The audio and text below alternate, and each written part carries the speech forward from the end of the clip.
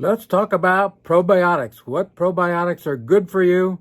What fiber, bacteria, and probiotics? What do you really need? Here's all the ins and outs about probiotics. Watch all the full video because I get into some interesting things at the end.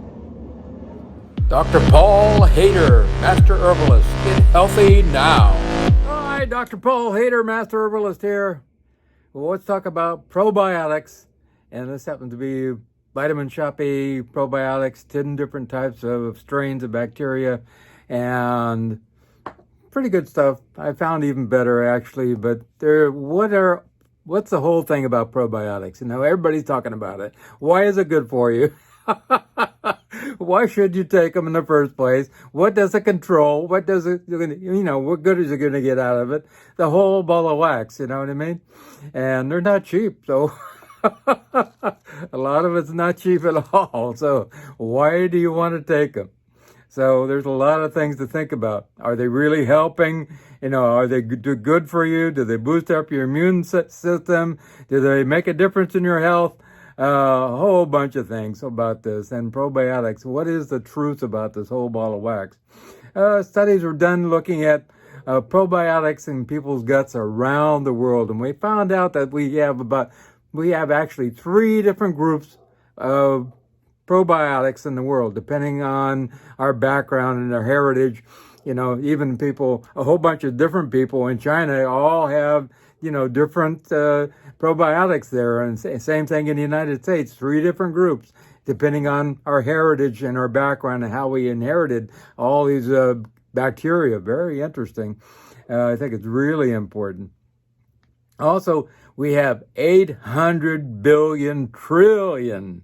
So when we say that again, 800 billion trillion different gut bacteria in our gut. That's our whole population, which is more than all the stars in the universe. Wow. We only have 37 trillion cells in our body. It's more than all the cells in our body. It's pretty amazing. Without them, we would starve to death. We would not be able to break down our food. So, and I've seen that with people also. I have one particular lady, and she does not do what I say, and she's down to 96 pounds, and what are you going to do?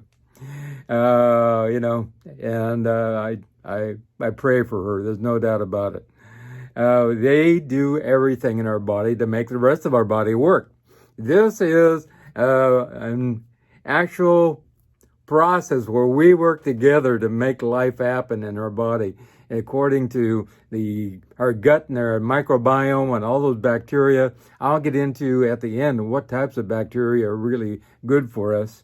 They control everything in our body, from our brain to everything, our mood, help us to create dopamine, help us to create serotonin, anandamide, all these different things all in our mood and feeling good in general, feeling uplifted. If you don't have the right gut bacteria, you're never, ever going to feel great. There's no doubt about that. We also know that you will come down with obesity if you don't have the good gut bacteria, a good microbiome. And I'll get into more of that in just a minute. Also, a lack of good gut bacteria will create bad health in general. You'll come down with diseases and a lack of energy. No doubt about that too. We also have a connection that's being investigated between type 1 diabetes and cesarean sections, where they never really get inoculated with bacteria, because the bacteria that comes from the rectum, actually, when the child is born, actually inoculates the womb, the vaginal cavity, also inoculates the baby as it comes out. So you've got mama's bacteria right there. If you do a C-section, you don't get that, and they don't do as well.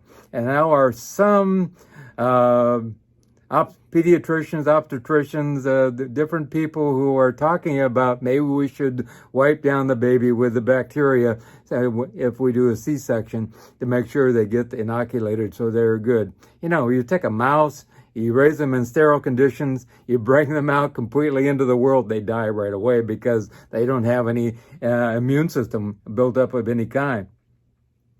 Also connected to our aches and our pains. If you don't have good gut bacteria, you're going to have a lot of aches and pains. Also connected to hormone balance. And if you don't have the right gut microbiome, you're not going to have your hormones in balance. There's no doubt about that, either men or women. So that's really important. Also, it can cause diarrhea, and really terrible diarrhea, and also constipation too. If you're one of these people, you may need to boost up your probiotics. Also give you gas, terrible pain, abdominal pain, decreases your immune system. It can give you terrible nausea also.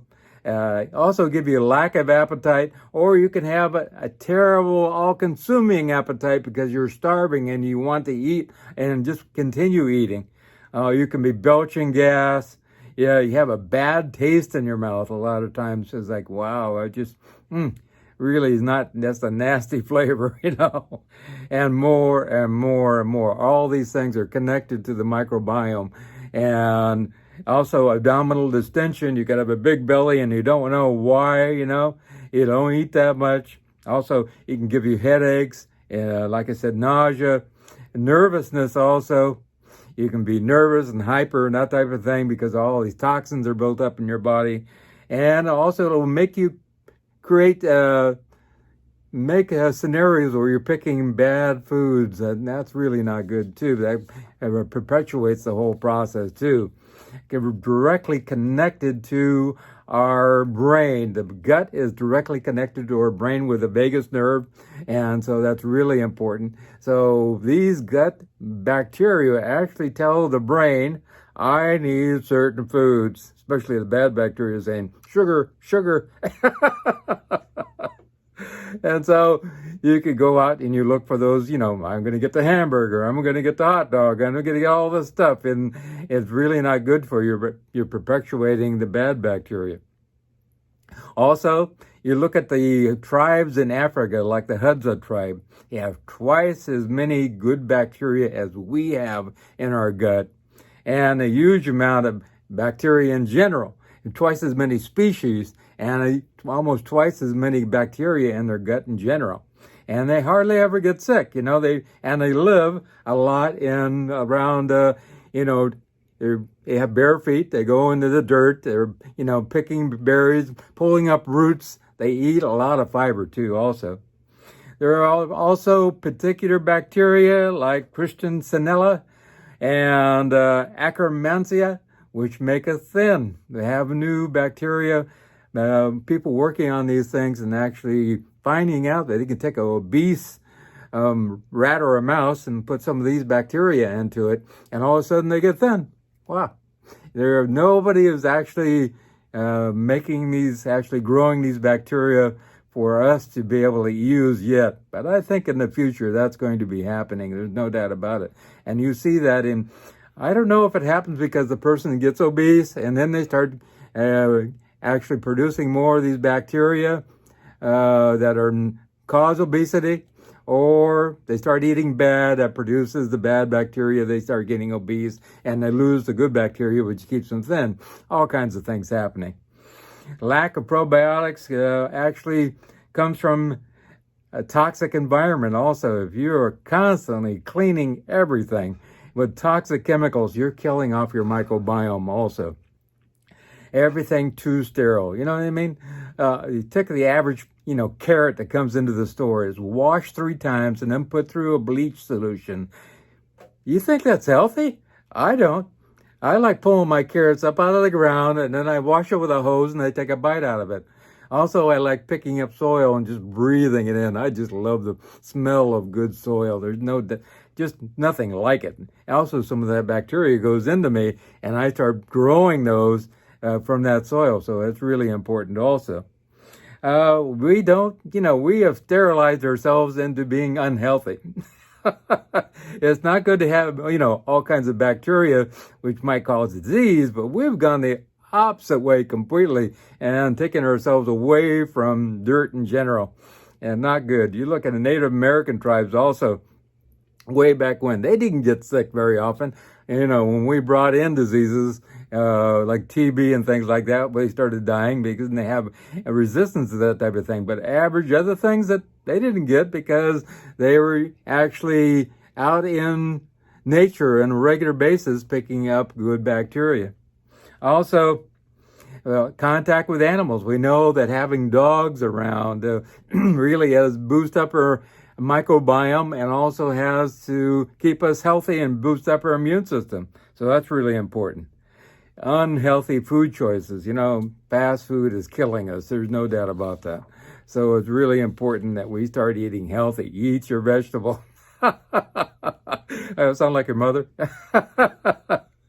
You know, I garden a lot. I love my garden.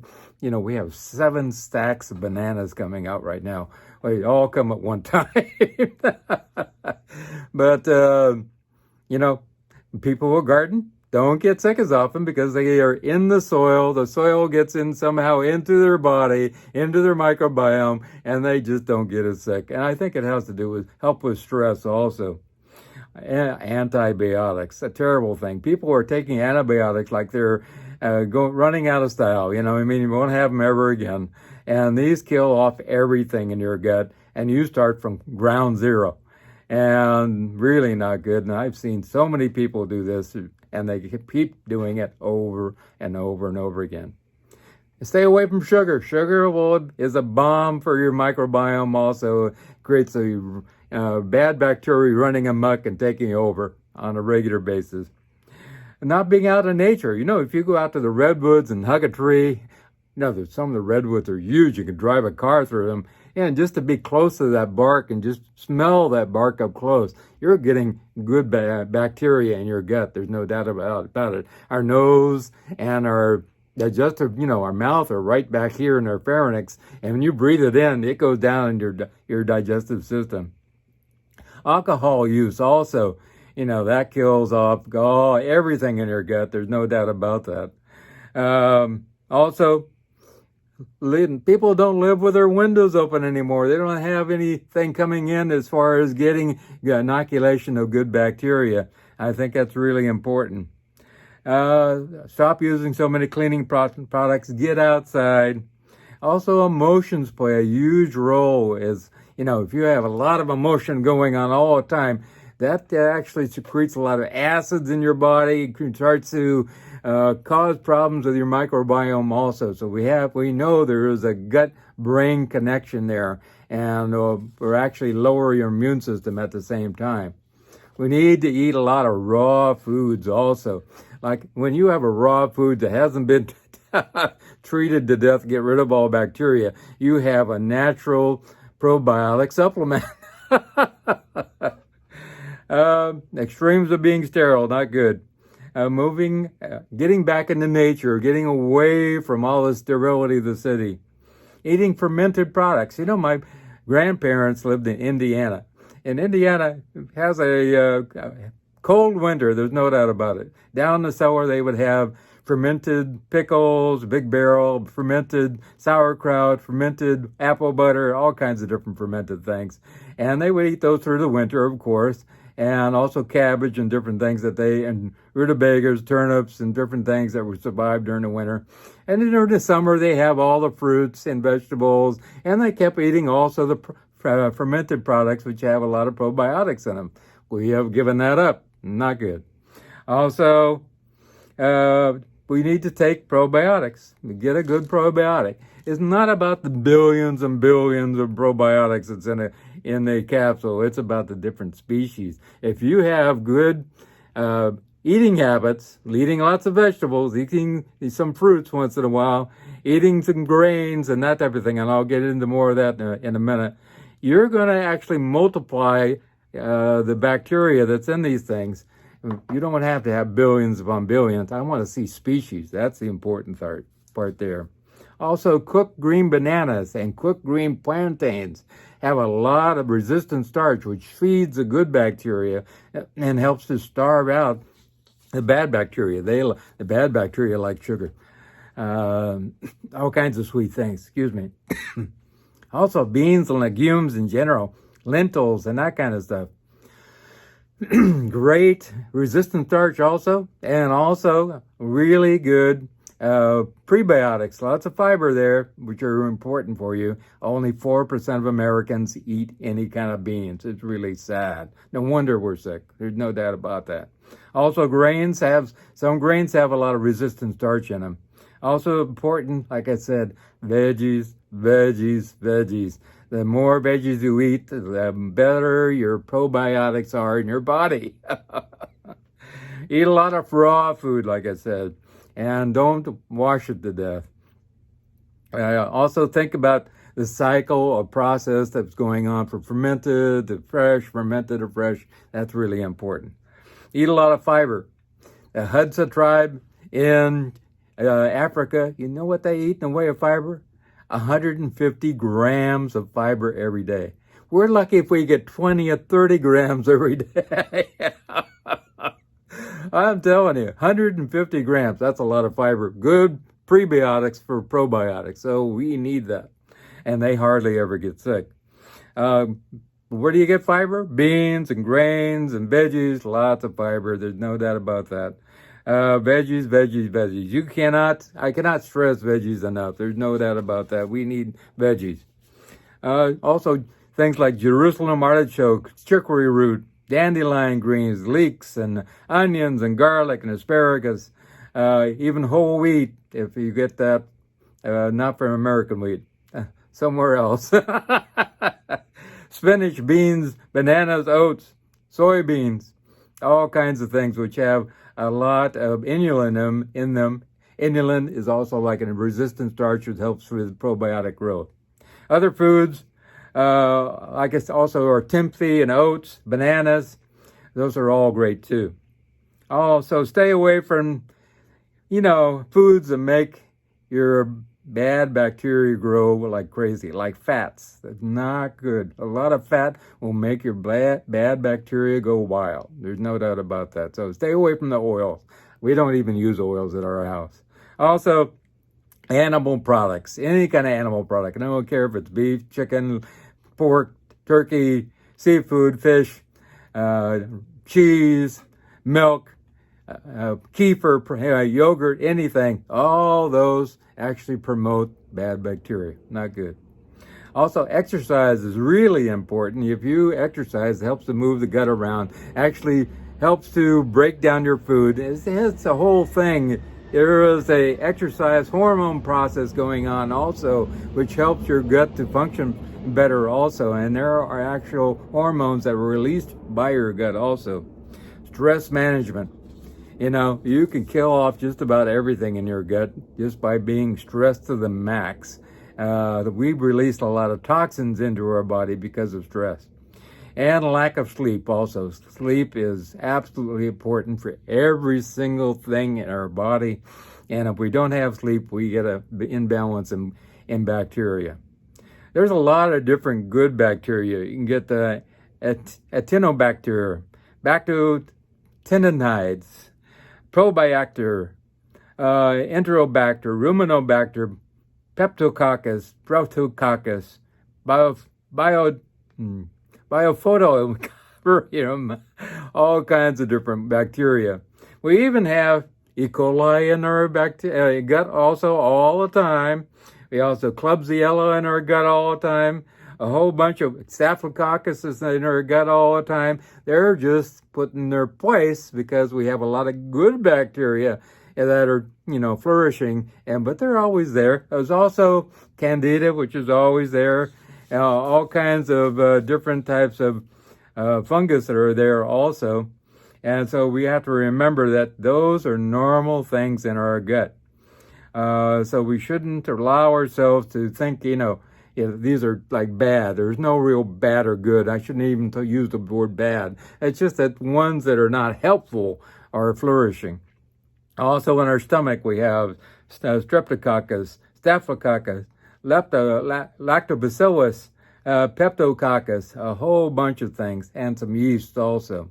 And when H. pylori takes over, that's another thing which is normal in our GI tract. It kind of takes over because we're not having enough, balance in our life and not enough probiotics and not enough eating of the right foods to create a balance in our microbiome, so it takes over and causes problems. So allow yourself to get a probiotic, which has a whole list on the back of different types of bacteria. And don't go by how many billions it has. Also, eat right. Eat a lot of veggies. That's probably the most important thing I could stress here out of all of this. It's really, really important. And take care of your mind, your body, your spirit, your relationships, your social life, your financial life, and your core beliefs. All that is important. We're one whole being. And we can't separate anything from anything. You have to take care of the whole being. And our gut is really interrelated to everything. We now know that the gut has enough neurons to be the exact same amount of neurons that a dog or a cat has in their brain. So it has an ability to think for itself just about. And so listen to your gut. When your gut is not happy, there's something wrong and you need to take notice. If you want to get a hold of me, all my contact information is at the back of the end of the video. Also, you can click on Show More, and you can find that, all the information down there.